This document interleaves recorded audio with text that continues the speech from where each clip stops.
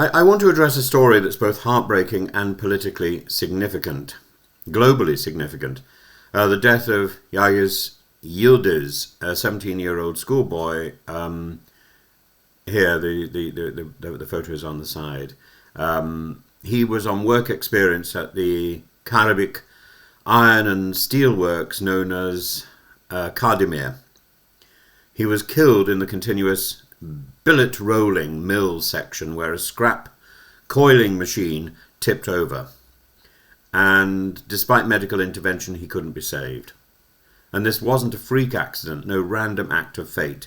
Only weeks earlier, a 31-year-old worker died in the same factory. And the pattern is clear. Turkey's industrial base, much celebrated by President Erdogan for its bridges, its roads, and even the drones and weapons exported now to Ukraine, rests on aging, unsafe factories. And it's a paradox of modernization, glittering infrastructure above ground, but outdated, dangerous machinery and practices inside workplaces. Occupational accidents in Turkey are alarmingly common. According to trade unions and NGO reports, hundreds die each year, every year, in factories, construction sites and mines. And the Soma mining disaster of 2014, for example, still casts a long shadow. But tragedies such as this in Karabakh show how little has changed in terms of systemic safety culture. And what makes Yağız Yıldız's death particularly shocking is his age. He was just 17, an 11th grade student at the Vocational Educational Centre, MESEM. He should have been learning skills in a safe environment under supervision with proper training. Instead, he was placed next to lethal industrial machinery. The CHP MP Cevdet Ake has condemned this as criminal negligence, and she is right. Students must never be exposed to unsafe conditions. This is not simply about punishment after the fact. It's about a call to restructure occupational safety in Turkey from the ground up. Written warnings and faded posters are not enough. Safety needs to be taught like a subject in itself, clear, visual, practical, unforgettable. Young workers, especially interns and new recruits, require proper training, protective equipment and mentors who understand the risks. The Karabakh case also highlights a deeper contradiction. Erdogan's so-called industrial revolution has produced record construction, vast new roads, bridges, airports, weapon systems, yet the state has failed to enforce modern safety standards in the plants that produce this industrial pride.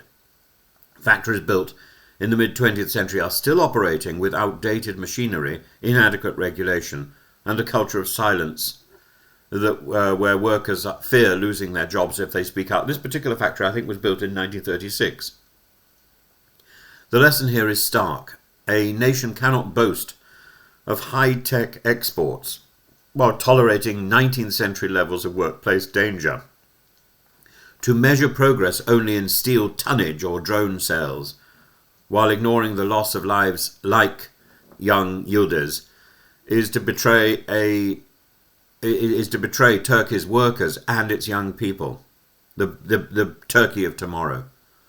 Each of these deaths is not an isolated accident, but part of a ledger of neglect. And the 31-year-old worker who died earlier this summer, the hundreds who die each year in Turkey's factories and mines, are not statistics. They are reminders that modernization must mean more than concrete poured and steel rolled. It must mean the dignity and the safety of those who labour for this miracle, because driving around Turkey on the new roads, driving over these extraordinary bridges, is a marvel. But Yağız Yıldız's name should be remembered not only in grief, but as a call to action. His death is an indictment of a system that puts speed and output before training and safety. A new law should be put forward by the Turkish government. It should be called Yıldız Law, to ensure that his name is remembered in a transformation of the way that factories are run, staffed, and reformed. If Turkey is to claim true industrial modernity, then occupational safety must be rebuilt into its foundations.